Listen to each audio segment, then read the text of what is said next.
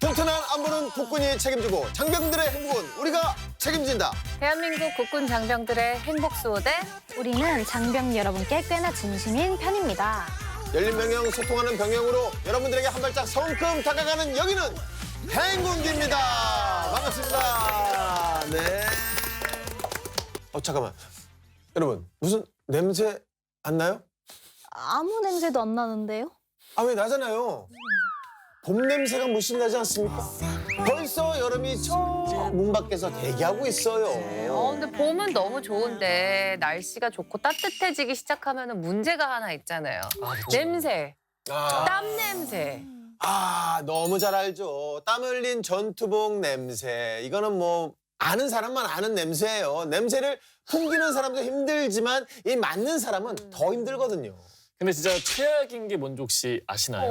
뭐예요? 바로 땀의 절은 모자 냄새입니다. 그리고 훈련 마치고 그 방탄모 안에 있는 땀바지라든가 그 안에 내피 같은 것들이 정말 땀에 쩔어 있는데 정말 생각도 안 싫거든요. 전시 상황에는 그 모자로 네. 적을 질식시킬 수도 있을 정도죠. 가능합니다. 그 예, 정도에. 예. 근데 옷이야 빨면 되는데 모자는 애매하잖아요. 세탁기에 넣으면 망가질 것 같고 그래서 세탁을 미루다 보니까 더 냄새가 나는 것 같아요. 네. 그렇게 정말 생각하시는 거예요? 자, 베레모부터 전투모, 자국모까지 깔끔하게 세탁하는 아주 쉬운 방법이 있습니다. 비밀은 바로 이겁니다. 에이, 설마 뭐 모자 전용 세제를 써라 뭐 이런 건 아니죠. 모자 하나 빨려고 이 세제 사는 거는 너무 아까워. 아니죠. 샴푸 하나만 있으면 됩니다. 샴푸요? 샴푸요. 자, 세면대에 미지근한 물을 받고 샴푸를 한 펌프 꾹 눌러서 풀어줘요. 거기에 네. 이제 모자를 넣고 조물조물 주물러준 다음에 헹구기만 하면 아주 깔끔. 오. 생각지도 못했는데 이게 쉽게 때가 빠지나요? 네, 다 헹궜으면은 그리고 이제 말리면 돼요. 모자 살살 털어서 물기 정도 어느 정도 제거한 다음에 마른 수건 이렇게 꾹꾹 눌러서 물기 흡수해주고 모자 안에 수건 이렇게 쏙 넣어서 모양을 또 예쁘게 잡아줘야 되니까 잡아준 다음에 그늘에 말려주면 세탁 끝! 네, 이거 저도 해볼래요. 해봐요. 생각보다 자, 빨래 끝. 끝! 네, 세탁 세탁 끝! 잘해. 잘해.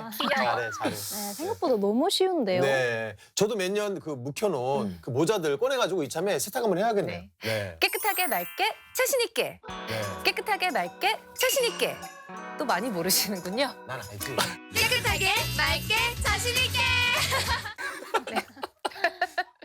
자, 우리 국군 장병들의 향기 나는 군 생활을 응원하면서 오늘 행기도 즐겁게 시작해 보겠습니다.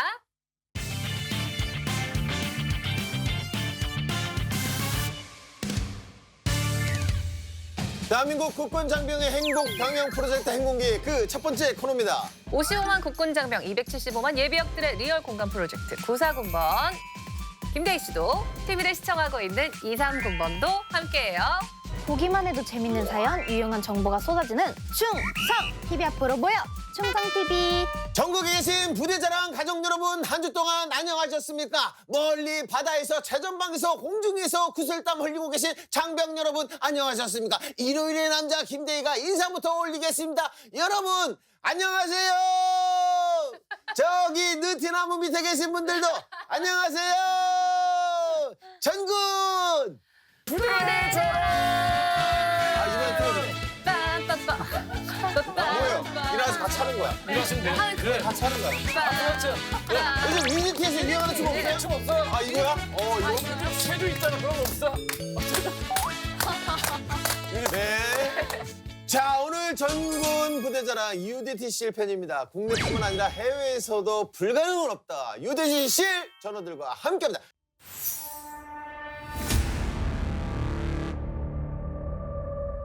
국가와 국민을 위해 자신의 목숨까지도 바치려는 희생. 세계 최강, 최고의 UDT 대원이라는 명예. 극한의 상황 속 하나의 목표를 향해 행동하는 단결. 우리 국민과 나라를 지킨다는 일념으로 드넓은 바다에서 불가능을 가능으로 만들어 왔습니다. 열정과 도전으로 새로운 가능성을 열어가는 우리는 해군 특수전 전단입니다. 대한민국 해군 특수전 전단. 안녕하십니까. UT7 대위 김진호입니다. 안녕하십니까. UDT실 중사 이송우입니다. 네, 지난주 방송 나가고 반응이 어땠어요? 완전 네. It's right! 어머? 오마오마갓, 오마오마갓. I was really hoping that he will come through였어요. 설마 잠깐 엄마 이거를 하신 거죠? 뉴진스 노래. 뉴진스 노래. 똑같지 않아요? 네. 예. 근데 무슨 말인지 하나도 못 알아들었어요. 그냥 한마디로 엄청 낮다는 얘기죠. UDT에 쌓인 베일이 하나하나 벗겨질 때마다 그 쾌감, 그 짜릿함. 다 너무 좋았는데 아직도 더 궁금하다는 분들이 많아서 특별한 시간을 준비했습니다. 네, 오늘 또 경남 진해편 아니겠습니까? 특별히 준비했죠. 가장 궁금한 이야기 Y. UDT 글타카던데. UDT에 관련된 모든 카던데 카드의 썰들부터 궁금한 이야기들까지 싹 다 모았다고요. 두 분이 좀 긴장을 하셔야 될 게 우리 채연 씨가 정말 여태까지 중에 제일 준비 많이 하고 오신 것 같아요. 네. 우리 UDT 사전에 불가능은 없습니다. 아닙니까? 네, 맞습니다. 사나이! 질문! 뭐야? 네, 먼저 몸풀기용 카던데부터 골라왔어요. 되게 질문이 황당한데 UDT실이라면 그럴 것도 같다 싶은 질문들이에요. 네. 잘 들어주세요. 네. UDT실 위험한 작전 나갈 때 손톱 발톱 정리부터 한다 카던데. 오. 약간 그런 건가요? 그러니까 뭔가 중요한 일 전에 목욕제기 하는 느낌으로 이렇게 탁 몸단장 하고 그런 느낌으로 준비를 하시는 건가요? 만약 위험한 작전에 투입되면 혹시 모를 상황이 벌어질 수 있지 않습니까? 그때를 대비해 손톱, 발톱, 머리카락을 남겨두고 가는 겁니다. 나중에라도 이제 신원을 확인하기 위해 필요하고 또 유서도 작성하고 갑니다. 야, 보통 각오를 하고 작전에 나가는 게 아니라 유서를 작성하고 나가신다고요? 그러면 뭐 가족들한테 직접 나간다고 말을 하고 가나요? 딱히 가족들한테 디테일하게 설명하진 않습니다. 그렇죠. 그냥 평소처럼 이제 훈련 갔다 올게, 다녀올게 하고 이제 간략하게 얘기를 하고 작전에 들어갑니다. 아주 그냥 평범하게. 예. 아빠 오늘 회사 갔다 올게 뭐 이렇게 하고 하듯이. 그리고 사실 또 저는 이런 말도 들어봤는데요. 혹시라도 적에게 잡히면 이제 신분이 노출이 될 수 있기 때문에 뭐 명찰이나 군번줄 같은 것도 다 떼놓고 간다 카던데. 네, 맞나요? 맞습니다. 실제 작전을 한다고 하면은 저희를 확인할 수 있는 식별이 가능한 것들은 다 떼고 가고 있습니다. 우리 UDT가 적에게 잡힐 리가 있겠습니까? 근데 이제 궁금한 게 있어요. 포로로 잡히면 탈출하는 방법을 뭐 따로 훈련을 받나요? 포로 취급법 구출과 연관된 이제 훈련을 실시하는데 눈을 가린 채 전신 탈의 후 체온 유지, 호박 수영 같은 고통을 견디는 훈련을 실시합니다.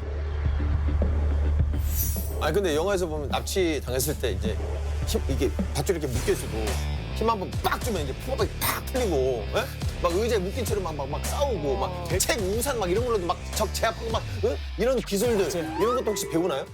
배운다기보다 이제 영어와 실전은 다른 부분이 많겠지만 이제 예. 평소에 훈련함에 있어서 실전적인 훈련을 하기 위해서 최선을 다하고 있습니다. 굉장히 황당한데 굉장히 신박한 질문이었어요. 괜찮았어요? 방금. 네. 자, 다음 질문은 뭔가요? 네, 이번 질문도 조금 스페셜해요. UDT 훈련 중에 뱀도 잡아먹는다 카던데. 사실 이거는 저도 좀 들어봤는데 근데 이제 버전이 굉장히 좀 다양하거든요. 누구는 뭐 곤충을 잡아먹는다고 하고 누구는 뭐 풀을 뜯어먹는다고도 하고 이거 사실인가요? 사실이고 UDT가 되려면 이제 6개월간의 양성교육 과정을 거쳐야 합니다. 이때 기초체력 단련부터 잠수 수영 훈련, 폭파, 정찰, 전술훈련을 실시하고 여기에 대해 급기주와 생존주 훈련을 실시합니다. 이름부터가 느낌이 오네요. 생식주, 밥 안 주는 거잖아요. 네, 맞습니다. 실제 작전 상황에서 적진에 고립이 되었다면 어떻게든 살아남아야 하는 것이 먼저이기 때문에 이때를 대비해 이제 생존 훈련을 실시합니다. 이 과정에서 살아남기 위한 다양한 것들을 채취하거나 이제 먹기도 하고 있습니다. 네, 그러면 며칠이나 밥을 안 주는 거예요? 생식주에는 120시간 4박 5일 동안 음식을 주지 않습니다. 아. 대신에 물은 하루에 500ml씩 한 병, 4박 생수 5일 한 병. 동안. 예. 아니 저기 개인적으로 뭐까지 드셔보셨어요? 뭐 드셔보셨어요? 저 같은 경우는 훈련하면서는 이제 그냥 칡 정도 뭐 식. 예전에는 닭이나 토끼를 잡아서 생으로 먹기도 했지만 현재는 법이 개정되어 허가되지 않는 도축이 불법이 되기 때문에 지금은 그렇게 하지 않고 있습니다. 네, 근데 가만히 앉아 있으면 버틸만도 할 것 같은데요. 잠만 자면 되지 않을까요? 겨울잠 자는 북극곰처럼. 훈련 받으러 가서 아닙니다. 적의 공격을 대비해 참호를 파거나 이제 은신할 장소를 마련해야 되기 때문에 버티기가 쉽지가 않습니다. 그렇죠. 제가 또 어떻게 영상에서 잠깐 본 것 같은데 이제 훈련생들만 받는 또 이제 훈련이다 보니까 앞에 이제 교관들이 그 쫄쫄 굶고 있는 훈련생들 앞에서 삼겹살을 굉장히 좀 맛있게 이렇게 구워 먹는 장면을 봤거든요. 아, 저도 기억나요. 너무 잔인해. 오, 나도 맞나요? 뭐 그 얘기를 들었어. 네, 맞습니다. 삼겹살도 먹고 라면에 김치까지 교관분들께서 다 드십니다. 근데 또 그것을 참아내는 것도 훈련이기 때문에 저희는 또 받아야 되고 훈련을 포기하게 되면 삼겹살이나 라면은 같이 먹을 수 있지만 낙오가 돼서 이제 UDT 대원은 될 수가 없습니다. 와, 저 같으면 그냥 칡뿌리 좀 캐먹다가 바로 달려가서 교관 옆에 앉아서 삼겹살 같이 구워 먹을 것 같은데. 와, 대단하네요. 아니 근데 두 분은 생식주 훈련을 당연히 받아보셨을 거 아니에요. 어떻게 버티셨어요? 좀 상투적일 수도 있지만 제가 버틸 수 있었던 이유는 옆에서 이제 같이 받고 있는 동료가 있었기 때문에 버틸 수 있었습니다. 저도 혼자였다면 당연히 이제 견디지 못했을 생식주 훈련을 이제 주위에 동기들이 함께 있었기 때문에 이제 배고픔과 그 배고픔 속에서 있는 훈련들을 버틸 수 있었던 것 같습니다. 근데 차라리 뭐 밥 안 먹고 버티는 거는 뭐 진짜 뭐 그럴 수 있어요. 근데 이분들 무섭습니다. 5일 동안 잠도 안 재운다 하던데 이거 사실입니까? 네, 맞습니다. 5박 6일 동안 잠을 못 자고 그것은 이제 극기주 훈련이라고 합니다. 흔히 지옥주라고 불리는데 5일간 무수면 상태에서 이제 냉수 마찰을 하거나 갯벌 훈련 그리고 고무보트로 육상, 해상 기동 훈련을 실시하고 있습니다. 무수면 상태에서 이제 극한의 훈련을 통해 정신력을 테스트하는 훈련입니다. 와, 정말 5일 동안 단 한숨도 잠을 안 재워요? 예, 진짜 안 잡니다. 와. 5일 동안 사람이 잠을 안 자면 어떻게 되는 거죠? 어때요? 궁금해요.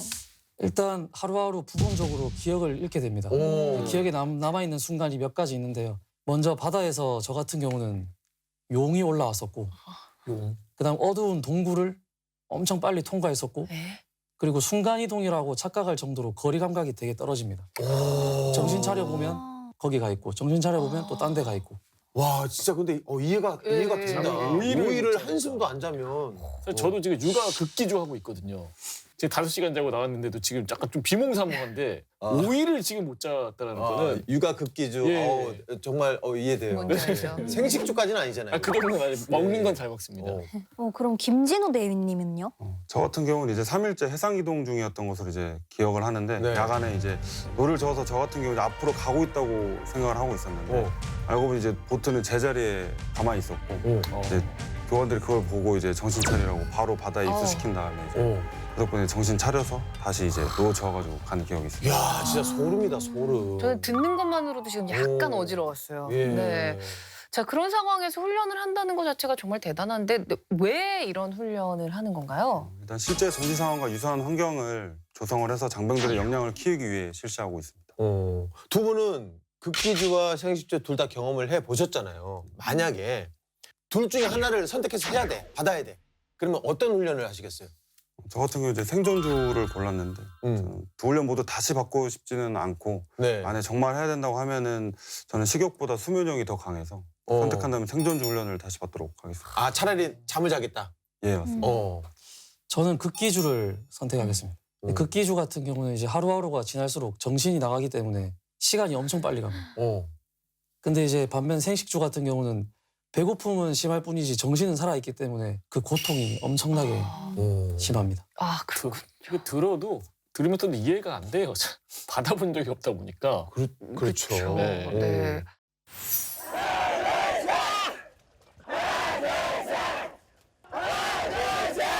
이 소리는 대한민국 해군 UDT 쓸 요원이 되기 위해 지옥주 갯벌 훈련을 받는 교육생들의 힘찬 기합 소리입니다.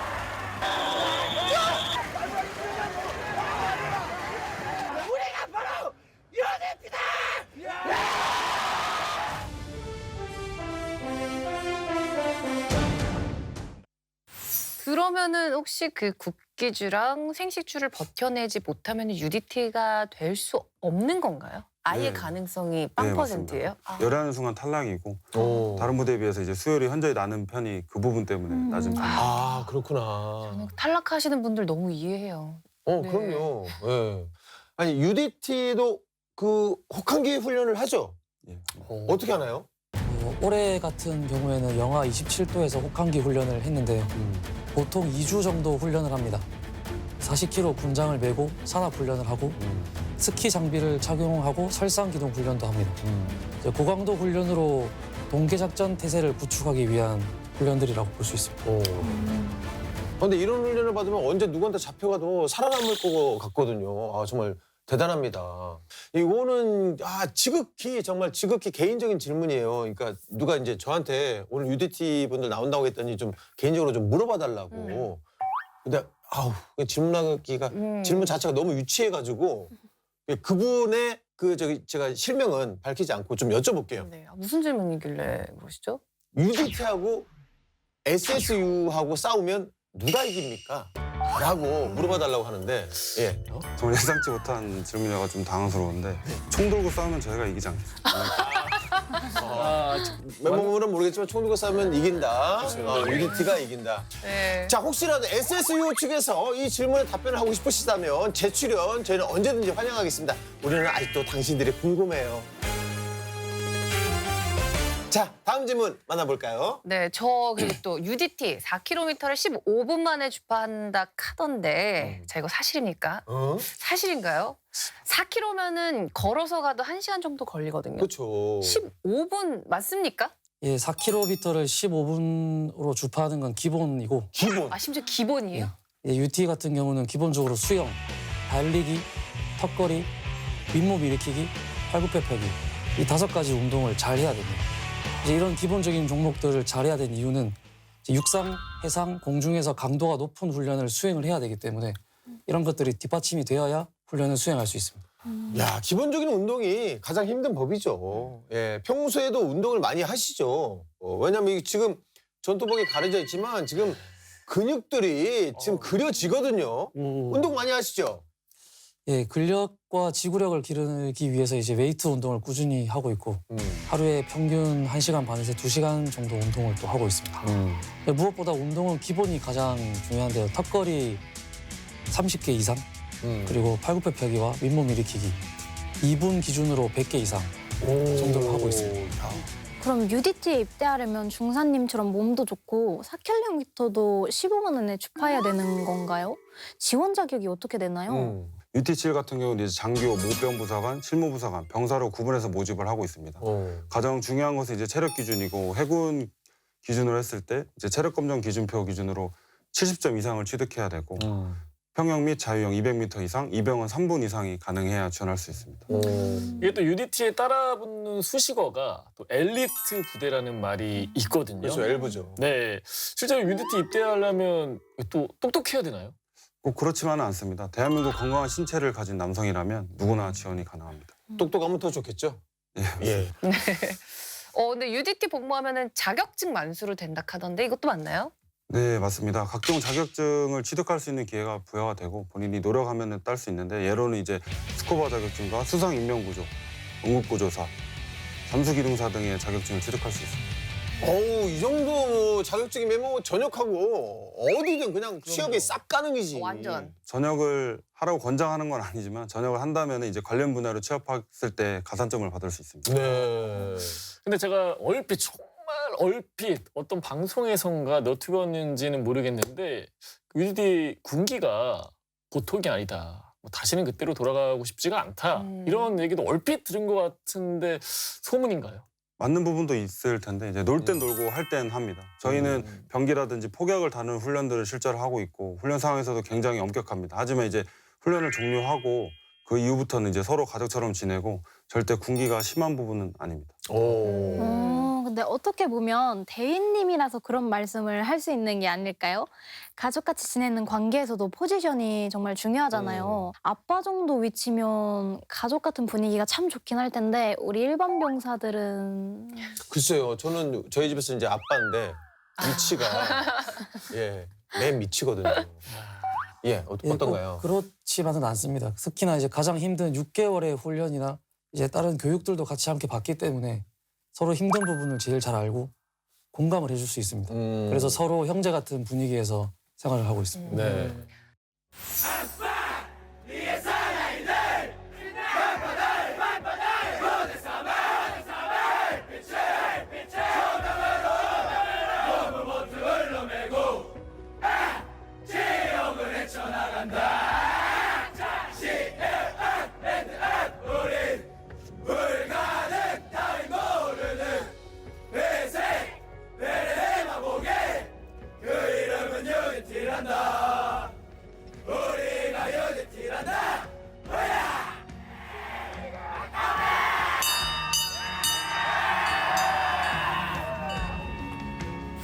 몸이 힘들면 마음이 동하게 되잖아요. 힘든 훈련, 임무를 함께 수행하다 보면은 끈끈해질 수밖에 없을 것 같아요.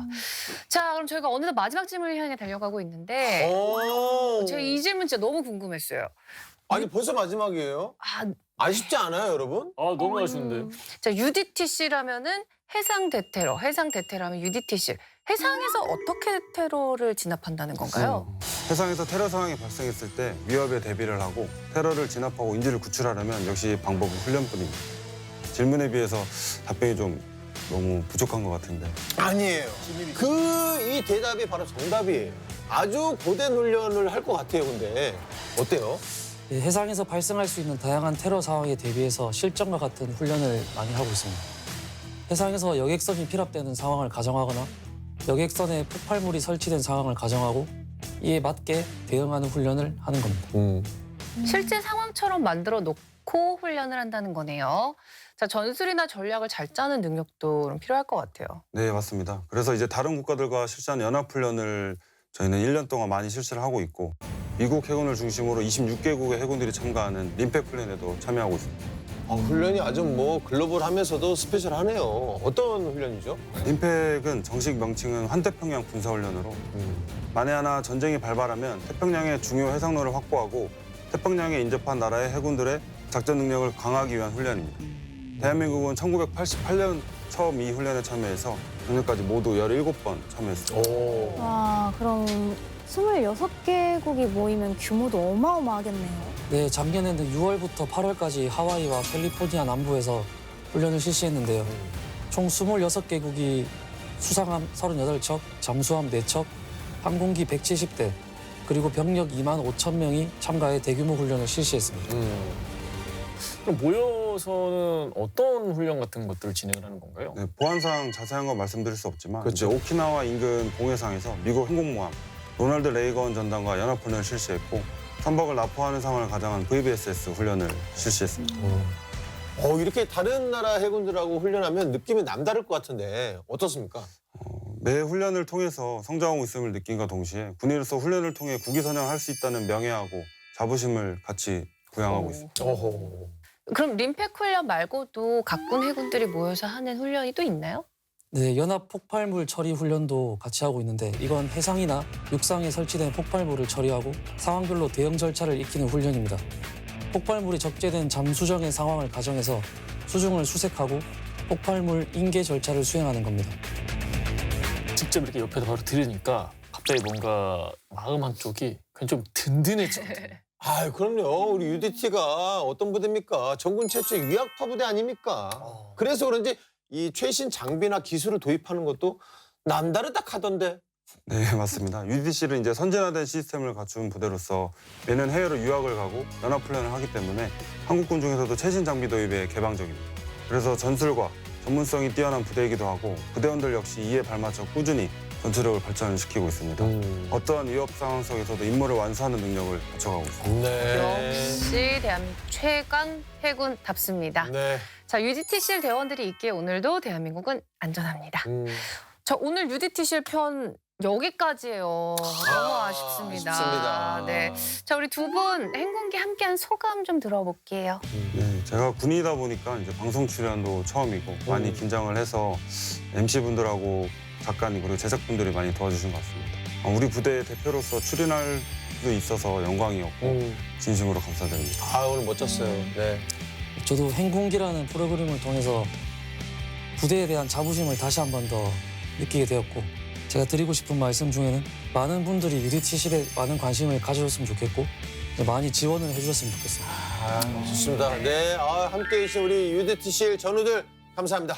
행군기 장기 프로젝트 전군 부대자랑 육군은 물론 공군, 해군, 해병대까지 육사공사 해사도 긴장하세요.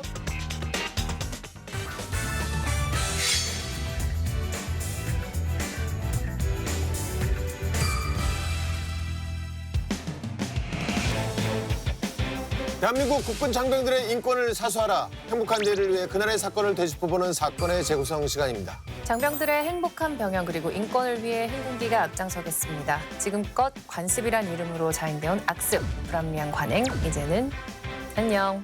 분해서 벌어진 하나의 사건을 다각도로 짚어보고 문제점을 하나하나 살펴보는 사건의 재구성입니다. 네, 오늘도 사건의 재구성 함께해 주십니다. 육군본부 과학수사센터의 윤대중 수사관님 반갑습니다. 네, 안녕하세요. 윤대중입니다.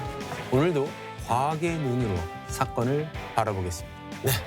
중앙지역 군사법원의 원불안 법무관님도 함께하십니다. 반갑습니다. 안녕하세요. 원보람 법무관입니다. 병사들의 인권 수호에 한 발 앞장서겠습니다. 자, 그럼 오늘의 사건 바로 만나보겠습니다. 나랑 같이 천국 가자. 어? 너 지옥에 가는 꼴은 내가 못 봐. 혹시 이단, 사이비 이런 거 믿는 거 아니야? 제발 성경 치워. 너가 지금 교회 망신 다 시킨 거 알지? 이거는 뭐 폭언 수준 아닌가요? 멀미날 것 같은데요, 지금? 이런 일이 한 번으로 과연 끝이 났을까요? 아니요. 저는 그때부터 시작이 됐을 거라고 봅니다. 그날 저녁 공기엔 적당한 술 냄새가 섞여 있었습니다. 개강 시즌을 맞아 대학생들이 술집에 335 모여 술잔을 기울이고 있었는데요. 수강 신청인이 엠티니 하는 대화들이 테이블을 가득 채우고 있을 때 어쩐지 묘한 분위기를 풍기는 테이블이 있었습니다. 까까머리를 캡 모자로 감춘 세 남자가 족구 얘기에 열을 올리고 있었거든요. 이거는 뭐 100% 이제 휴가 나온 친구들이 군대에서 족구한 얘기를 하고 있었던 것 같은데. 족구, 축구. 그렇죠. 네. 대학생들이 족구 얘기에 막 굳이 열 올리고 그러진 않겠죠. 그렇죠. 네. 맞습니다. 휴가 나온 세 친구가 오랜만에 만났는데 할 얘기라곤 군대 얘기밖에 없었던 거예요. 족구에서 시작된 얘기는 군대에서 삽질한 이야기를 거쳐서 훈련병 때 교회에서 받은 눈물의 초코파이 이야기까지 넘어갑니다. 그런데 교회 이야기가 나오자 한 친구의 표정이 급격하게 일그러졌는데요. 그러더니 하는 말이 야, 너는 이런 선임 없냐? 라면서 하소연을 시작합니다. 네. 친구들한테 고민 상담하는 건가요? 교회 아니면 뭐 종교 관련된 일 같은데요. 먼저 말을 시작한 친구 A 병사의 이야기는 이런 거였습니다. A 병사가 속한 부대에는 유독 건실한 선임이 있었다고 합니다. B 병사, 후임들이 실수를 하면 본인이 대신 수습하는 선임, 그리고 후임들이 유독 따르는 선임이었다고 합니다. 말만 들으면 아주 나이스한 선임 같은데 어떤 문제가 있는지. 그러니까 문제는 이거였다고 해요. 앞에서는 비병사를 따르던 후임들이 뒤에서는 비병사를 이렇게 불렀어요. 예수. 이 비속어 다들 아시죠? 들어봤어요. 좀 신앙심 깊은 기독교인들 폄하하는 표현으로 쓰이잖아요. 이거는 뭐 정말 듣기 거북할 정도로 정말 막대먹은 표현이죠. 그러니까 처음에는 부대원들은 비병사를 그냥 유독 기도를 많이 하는 선임, 유독 주님을 많이 찾는 선임이라고 생각을 했었죠. 그러던 어느 날 사건 하나가 발생을 합니다. 그날은 고된 훈련을 마치고 삼겹살 파티를 하던 날이었어요. 독실한 크리스찬인 비병사는 식사 전에 항상 기도를 했는데 그날은 이런 제안을 하는 겁니다. 오늘은 식사 전에 감사기도 같이 드리자. 굳이 혼자 하면 되는 거를 같이 밥 먹는 멤버들이 다 같은 종교라면 모를까 종교가 다를 수도 있고 없을 수도 있잖아요. 그렇죠. 살짝 좀 불편해지는 상황인 그렇죠. 거죠. 혼자 이제 평소에 했으면 계속 혼자 하시면 되는 건데, 그렇죠? 비병사의 요는 이거였어요. 오늘 어렵고 힘든 훈련에서 한 명의 나오자도 없이 부상 없이 잘 마칠 수 있어서 너무 뿌듯하다. 내가 기분이 너무 좋으니 감사기도 함께 드리는 게 맞다라는 게 논리였죠. 이해가 되시나요? 뭐 살짝 뭐 애매하긴 하지만 그 고된 진짜 힘든 훈련을 무사히 잘 마쳐서 뭐 기뻐서 뭐 그런 제안을 했을 수도 있겠다 싶기도 하고 뭐 B병사가 매번 그러는 것도 아니고 뭐 한 번쯤은 그냥 기도에 참여했을 것 같아요. 그냥 엄마 아빠에게 감사의 기도를 드려도 되는 거니까. 괜찮네. 근데 전 잘 모르겠어요. 다른 사람한테 굳이 이걸 강요할 필요가 있을까요? 잠시 어리둥절했지만 병사들은 결국 오케이를 했습니다. 한 번쯤은 그럴 수도 있다고 생각을 했던 거죠. 그런데 문제는 기도가 시작된 다음이었어요. 비병사의 감정이 격해지면서 기도가 점점 길어지기 시작했거든요. 무슨 느낌인지 알 것 같아요. 약간 예식장에서 주례사가 길어도 너무 긴 그런 느낌인 거죠. 그렇게 긴 영겁의 시간이 지나고 나서야 부대원들은 식사를 할 수가 있었습니다. 그런데 이런 일이 한 번으로 과연 끝이 났을까요? 아니요. 저는 그때부터 시작이 됐을 거라고 봅니다. 네. 맞습니다.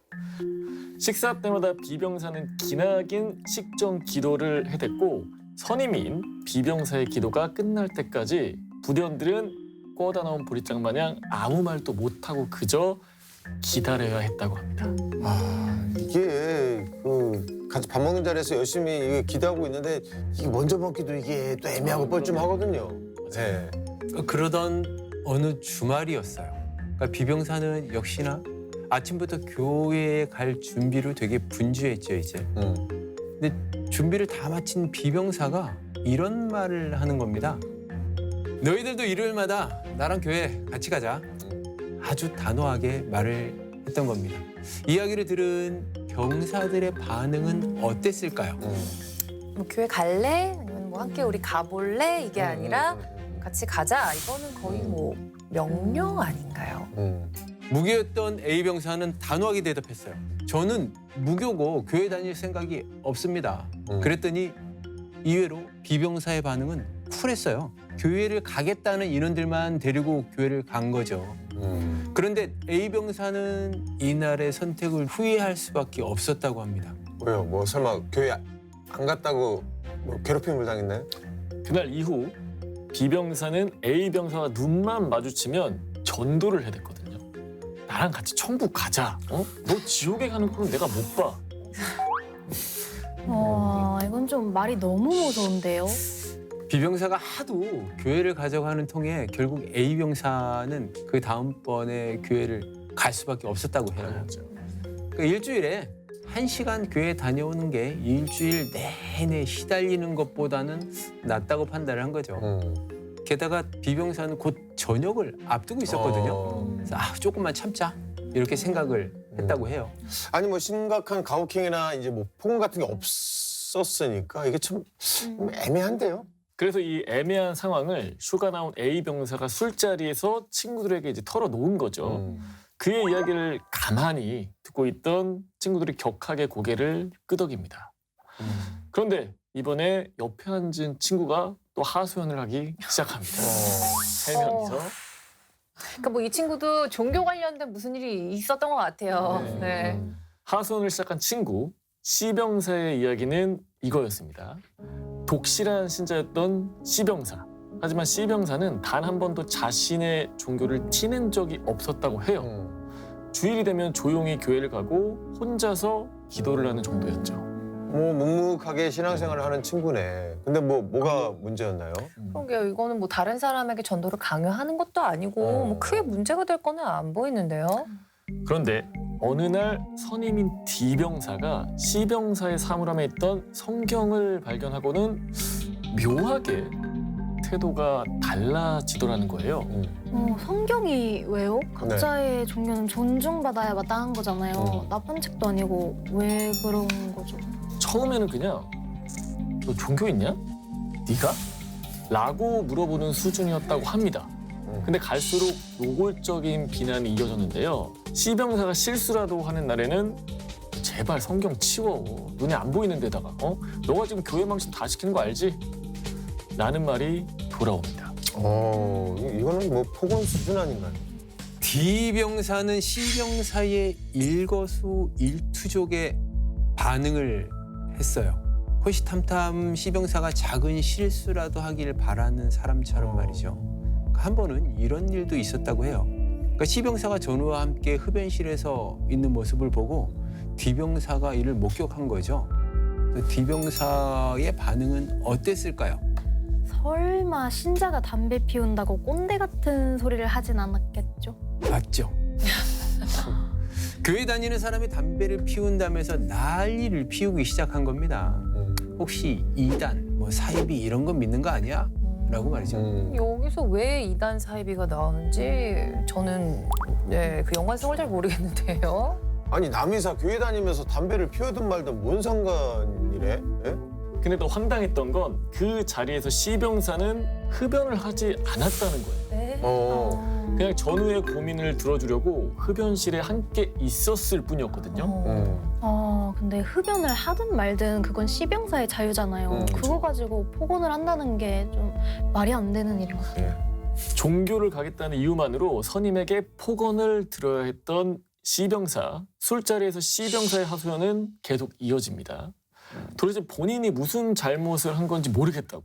그런데 가만히 두 친구의 이야기를 듣던 또 한 친구가 조심스럽게 입을 열기 시작합니다. 종교가 뭐라고 왜 이렇게 힘든 거냐. 자, 이 친구는 또 무슨 사연일까요? 네. 그 술자리에 3명 있었나요? 네, 맞습니다. 아, 네, 다행히는 한 8명 있었으면 뭐. 예. 조용히 입을 뗀 친구 이병사의 이야기가 시작됩니다. 이병사는 입대 전에 종교가 없었어요. 뭐 그런 친구들 많잖아요, 무교들. 종교에 관해선 무념무상, 별 생각 자체가 없었죠. 그저 전우가 교회 가자고 하면 교회 가고 절에서 맛있는 거 준다고 하면 그냥 절에 가는 타입이었어요. 네네네. 그러니까 뭐 종교에 어떤 선입견도 없는 뭐 그런 분인 것 같아요. 뭐 꼭 그 종교를 독실하게 믿는 사람만 그 종교 활동을 갈 수 있는 것도 그쵸, 아니니까. 그쵸. 네. 근데 왜 종교 때문에 힘들다고 한 걸까요? 그러니까 당시에 이병사 생활관의 종교 트렌드는 성당이었다고 해요. 그러니까 성당에 가면 뭐 맛있는 거 준다 뭐 이런 소문이 나기 시작하면서 생활관에 있는 대부분의 인원들이 모두 함께 이제 성당으로 가기로 시작한 거죠. 이제. 뭐 라떼도 이제 그 군생활할 때 이제 초코파이 준다 그러면 매주 종교를 바꾸던 전우들도 많았어요. 맞아요. 네네.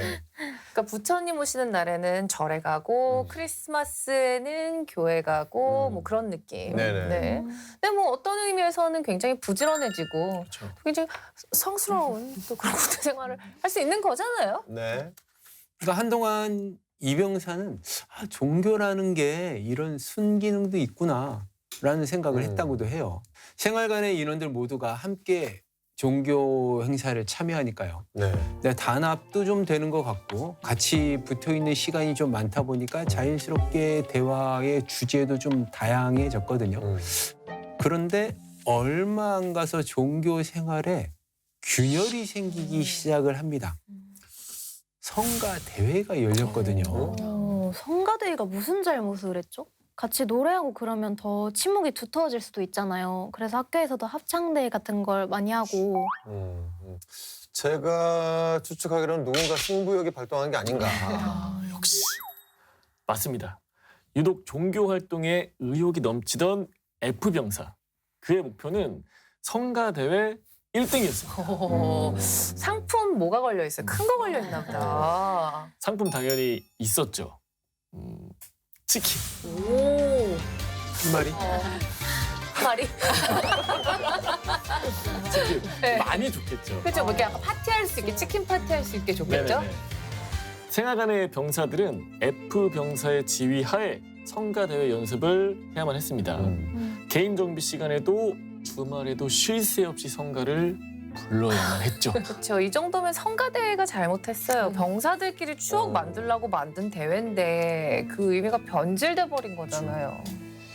승부욕의 발동이 걸린 F병사는 열심히 하지 않는 병사들을 막 다그치기 시작했어요. 게다가 한번 연습을 시작하면 좀처럼 끝내는 법이 없었다고 합니다. 멀미날 것 같은데요, 지금. 근데 진짜 노래하는 게 체력 소모가 많이 돼요. 정말 힘들었을 것 같아요. 그러니까 이 사건 때문에 종교에 별 생각이 없던 이병사는 종교 활동에 회의감을 되게 많이 느꼈다고 해요. 그러니까 술자리에 모인 친구들 모두 저마다의 이유로 종교 때문에 군 생활이 힘들어진 케이스였죠. 그러니까 여러분들은 이 사건 어떻게 생각하십니까? 저는 제일 먼저 보통 이제 A, B, C 병사까지 나왔는데 오늘 F 병사까지 나온 거는 뭐 거의 최초가 아닌가. 네, 맞아요. F. 네. 아니 저는 오히려 이게 조금 이해가 안 갔던 것 중에 하나가 어릴 때 교회 이제 나오셔가지고 뭐 햄버거라던가 뭐 과자나 이런 것들 막 사준다고 유인을 많이 하거든요. 저도 중학교 2학년 때 제 친구가 이제 떡볶이로 유인을 해서 제 교회를 가게 됐어요. 그렇게 되게 많이 갔는데 결과론적으로는 지금은 종교가 없거든요. 그러니까 본인 자유가 아니면은 그런 게 이제 무슨 의미가 있나 사실 싶습니다. 이게 정말 같은 생각을 하는 사람들 사이에서는 뭐 종교 얘기하면은 시간 가는 줄 모르지만 그 조금이라도 다르면은 이게 끝이 좋게 날 수가 없어요. 지루하고 종교, 정치. 하면 안 되는, 하면 안 되는 주제. 맞아요. 네, 정말 조심해야 되는 주제인데 네. 참 군대에서 종교 때문에 이런 일이 일어나는 게 이게 참 엄청 큰 범죄가 나온 것 같진 않은데 또 자세히 들여다보면은 명백하게 인권 침해 요소들이 다 있거든요. 그래서 오늘은 좀 사건을 하나하나 살펴볼 필요가 있을 것 같아요. 좋습니다. 첫 번째 사건의 비병사부터 한번 살펴보죠. 비병사는 이 후임들을 믿고 따르고 문제가 없어 보였는데 근데 힘든 훈련 끝나고 밥 먹기 전에 기도하자고 했을 때 요때 좀 약간 좀 쎄한 느낌이 들긴 했거든요. 아마 그때부터 이제 후임들에게 종교를 강요하려고 했던 건 아닌가라는 생각이 드네요. 그러니까 처음에는 종교를 강요하고 싶은 마음은 좀 없었던 것으로 보여요. 그러니까 A 병사도 타인에게 특정 종교를 강요한다는 것은 개인의 어떤 종교의 선택권을 침해하는 거고 그게 인권 침해에 해당된다고 아마 알고 있었겠죠. 그래서 아마 처음에는 순수한 마음으로 식전 기도를 했을 거예요. 그러니까 병사들 입장에서도 식전 기도가 크게 뭐 문제가 되지 않으니까 뭐 한 번으로 끝나겠지 이렇게 생각을 해서 식전 기도할 때 뭐 같이 해준 거고요. 그렇죠. 근데 그 한 번이 문제가 된 게 아닐까요? 처음에 기도를 하게 해주니까 그 다음부터 교회에 가자라고 바로 나오잖아요. 그러니까 한 번의 기도만으로 교회를 바로 가자 이렇게 한 건 아마 아닐 거예요. 근데 여기서 문제가 되는 점은 그러니까 상대방의 의사를 무시한 채 자신의 어떤 강한 신념만으로 강요하는 점, 이 점이 문제가 아닐까 하고 생각이 들어요. 그러니까 비병사 입장에서는 이게 좋은 거니까 같이 나누고 싶어 이런 마음이었던 것 같은데 그 마음은 충분히 이해할 수 있어요. 근데 이게 종교잖아요. 그래서 종교는 강요한다고 되는 게 아니잖아요.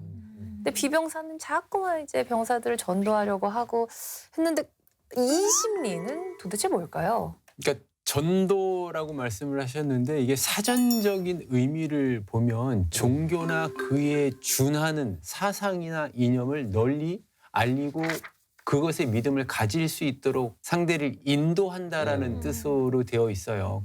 그런데 비병사는 아마 전도의 뜻을 잘못 이해하고 있는 것 같아요. 전도라는 건 단순히 그냥 사람을 교회로 데려오라 뭐 이런 뜻이 아니거든요. 그렇죠. 정말 전도를 하고 싶었다면 다른 사람들에게 좀 믿고 따를 수 있게 먼저 모범을 보여야 하지 않을까 하는 생각이 먼저 들어요. 근데 이게 교회에 가자 이런 말이 사실 누군가에게는 굉장히 좀 불편하게 들릴 그렇죠? 수가 네. 있거든요. 근데 이제 비병사 같은 경우에는 강요를 했단 말이에요. 명령조로. 이것도 어떻게 보면 인권 침해에 해당하는 거 아닌가요? 네, 맞습니다. 종교란 개인의 신념, 가치관과 연결이 된 것이기 때문에 타인에게 그걸 강요할 수는 없습니다. 누구든지 자유롭게 종교를 믿을 수도 있고 또 믿지 않을 수도 있습니다. 평소에 아무리 비병사가 사람이 좋았다고 한들 교회에 가자고 명령한 순간 후임들의 종교의 자유를 침해한 게 되는 겁니다. 그런데 욕을 한 것도 아니고 폭언을 한 것도 아니잖아요. 그냥 단순히 교회에 같이 가자고 한 게 다인데 이런 것도 인권 침해가 될 수 있나요? 네, 가혹행위가 없어도 인권 침해에 해당할 수 있습니다. 게다가 비병사는 선임이었기 때문에 폭행이나 폭언이 없었더라도 그 계급이 주는 위력이 있을 수도 있고요. 또 설령 계급의 차이가 없다 하더라도 충분히 인권 침해에 해당할 수 있습니다. 네. 종교를 권유하는 것 자체가 인권 침해가 될 수 있다는 거는 자칫 쉽게 놓칠 수 있는 부분이었던 것 같아요. 네. 종교 권유도 인권 침해다. 이 점 명심하시기 바라겠습니다. 자, 두 번째 사건으로 한번 넘어가 보죠. 이건 좀 더 이상해요. 단지 종교가 있다는 이유로 누구를 믿는다는 이유로 어떤 신을 믿는다는 이유로 종교를 들먹이면서 다른 병사에게 폭언을 했단 말이죠. 이거는 도대체 왜 그런 걸까요? 일단 종교를 폄하하면서 다른 병사에게 욕설을 한 건 물론 일단 잘못된 행동이죠. 이건 이제 심리적 원인으로 따져봤을 때 이상 심리 현상으로도 볼 수 있어요. 그러니까 피해 망상으로 인한 어떤 외적 표현, 표출로도 볼 수 있고요. 근데 다만 이게 서울행정법원 사부 판결에 의하면 종교의 자유는 자기가 신봉하는 종교를 선전할 수 있는 자유뿐만 아니라 다른 종교를 비판할 수 있는 자유도 있다. 이렇게 판시가 되어 바 있어요. 그러니까 타 종교의 비판이 무조건 잘못된 것이라고 볼 수는 없어요. 근데 그 사용했던 말이 조금 저는 셌다고 보거든요. 뭐 교회 망신시킨다, 사이비냐 이거는 듣는 사람 입장에서 굉장히 불쾌할 수 있는 거라서 이런 말을 왜 하는 건지 저는 일단 그러니까 궁금해요. 아마 디병사는 관련 종교를 믿는 사람한테 어떤 트라우마를 경험한 적이 있지 않을까 하는 생각이 살짝 들기도 해요. 그러니까 편견이라고 하기에는 조금 애매하거든요. 그러니까 그래서 종교라고 하면 나에게 트라우마를 줬던 사람들이 떠오르게 되는 거죠. 그러니까 그러다 보니 그 대상을 일반화시켜서 그릇된 사고가 형성이 된 걸로 보이고요. 그 종교를 믿는 여자친구에게 차인 경험이 있지 않을까. 전 디병사가 평소에도 사실 병사들 꼬투리 잡으려고 뭐 호시탐탐 계속 노렸잖아요. 원래 성격에 좀 문제가 있었던 거 아니냐. 그 성격상의 문제라고 하기보다는 태어나길 열등감을 가지고 태어났을 수도 있을 것 같아요. 그러니까 아들러의 자아심리학 이론에 이런 말이 있어요. 사람들이 열등감을 느끼게 될 때마다 이를 보상하려는 과정이 작동하고 그래서 우월성을 추구하게 된다라는 것인데요. 그러니까 여기서 이 이론을 대입해서 설명을 하자면 디병사는 본인의 어떤 열등감을 극복하려고 타인의 꼬투리를 잡거나 타인에 대해서 계속 비난하는 행동을 보이는 것으로 판단됩니다. 근데 디병사가 정말 치사한 게 다른 것도 아니고 종교를 가지고 폭언을 했잖아요. 이런 건 징계받아야 마땅하다고 생각해요. 네, 맞습니다. 언어폭력은 개인의 인격권을 심하게 침해하는 행동인데요. 이런 행동은 품위유지 의무 위반의 징계 처분 대상이 될 수도 있어 보입니다. 네. 자, 그럼 마지막 세 번째 사건 살펴볼게요. 그러니까 생활관 병사들이 맛있는 거 먹으러 종교 행사에 참석을 했다가 성가 대회 때문에 오히려 사이가 나빠졌어요. 뭐 사실 참가의 의의를 두고 1등하면 좋지만 못해도 그만 뭐 약간 그런 건데 이렇게 사소한 거에 목숨 거는 친구들이 꼭 있어요. 있죠. 어디에나. 있어요. 네. 그러면 좀 그거에 동의하지 못하는 친구들은 많이 피곤해지죠. 네. 그렇죠. 네. 자, 이런 친구들 왜 그러는 걸까요? 그러니까 우리 주위를 한번 둘러보면 지금 아영 씨가 얘기한 것처럼 사소한 것에 목숨 거는 사람들이 꽤 많이 있어요. 그러니까 소개할 때 내 이름을 불리는 순서가 앞에 사람하고 뒤에 사람하고 막 바뀌었다고 해서 막 되게 신경질 내거나 화를 내는 사람들도 많이 있고요. 그러니까 이런 사람들을 가리켜서 자기애적 성격이라고 이야기를 해요. 성격. 예, 근데 그게 성격이 조금 심해지면 자기애적 성격 장애가 올 수도 있어요.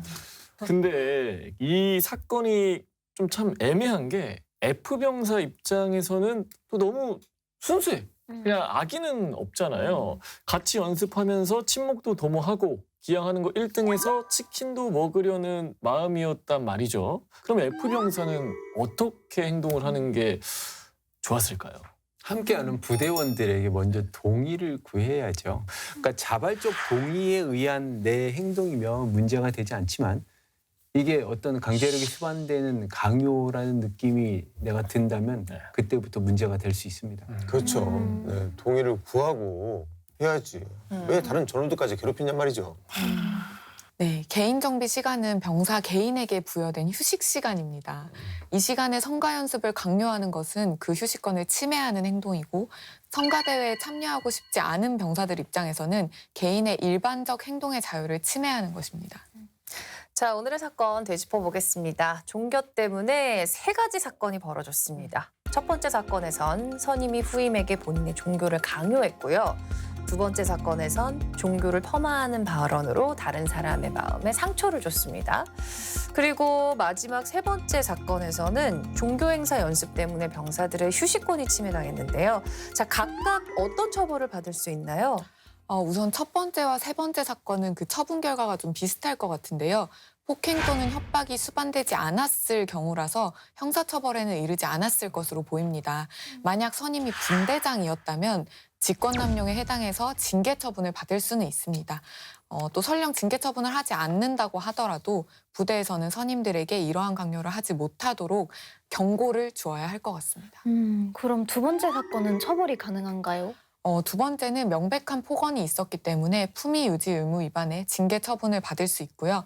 만약 발언의 내용이 피해 병사들의 그 사회적인 명예를 실추시킬 수 있는 정도에 이른다면 형법상 모욕죄에 해당하고 1년 이하의 징역 또는 200만 원 이하의 벌금에 처할 수 있습니다. 마지막으로 휴식권 침해의 경우에도 형사처벌이나 징계처분까지는 어려울 것 같고 재차 같은 일 반복될 경우는 지시불이행 등으로 징계처분을 할 수 있습니다. 네, 제가 오늘 사건을 들으면서 느낀 건 그 어떤 사회 집단보다 특히 군에서 종교의 자유를 보장해주고 있다는 느낌을 받았거든요. 특별한 이유가 있나요? 대한민국 국민이라면 누구나 종교의 자유가 보장되어야 합니다. 군인이라고 해서 예외가 되는 것은 아니죠. 특히 최근 헌법재판소는 군대 훈련소에서 의무적으로 종교 행사에 참석하도록 한 것이 종교의 자유를 침해한 것이라는 결정을 내린 바 있는데요. 네. 종교를 가지지 않을 자유 역시 종교의 자유로 인정된 것입니다. 네. 종교의 자유는 헌법에서도 보장하고 있는 자유이자 권리입니다. 모두가 각자의 종교를 존중해줄 때 진정으로 행복한 군대가 되지 않을까 싶습니다. 네, 국군 장병 여러분들의 소중한 인권을 지키기 위해서 국방 헬프콜 1303번이 24시간 365일 열려 있습니다. 여러분의 인권이 침해당했을 땐 언제든 도움을 요청하시길 바랍니다. 자, 오늘 사건의 재구성을 여기서 마무리하겠습니다. 모두가 웃을 수 있는 군대가 되는 그날까지 아름다운 병영 문화를 만들어가는 행군기가 함께합니다. 다음 주도 많은 기대 부탁드립니다. 넷, 경례, 해군!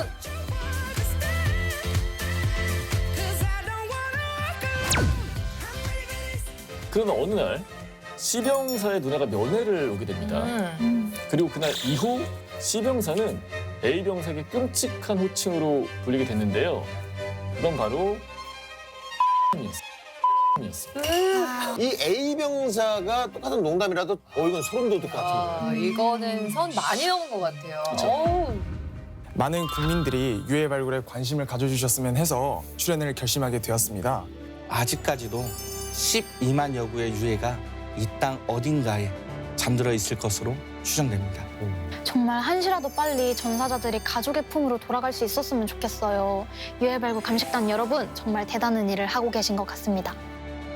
우리만의 자유로운 90s kids 지금까지 한 적 없는 custom fit 올려대는 나의 feed and like it 홀린 듯이 눌러 모두 다 like it 내가 추는 춤을 다들 따라춰 매일 너의 알고리즘엔 안 떠 걷잡을 수 없이 올라 미친 score 그 누구도 예상 못할